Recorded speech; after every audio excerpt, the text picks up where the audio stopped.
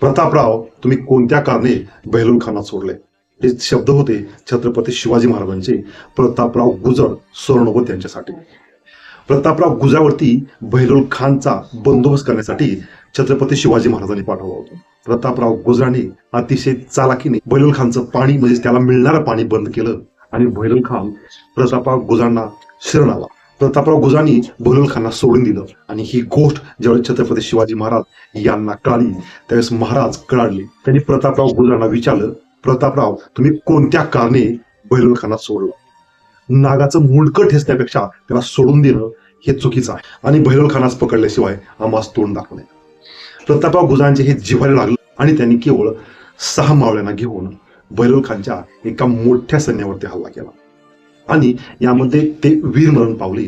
परंतु या 7 जणांनीच बहिलोल खानच्या मोठ्या सैन्याची बळीझारी केली. तेव्हापासून वेडात वीर मराठे दौडले 7 ही मनप्रसिद्ध झाली.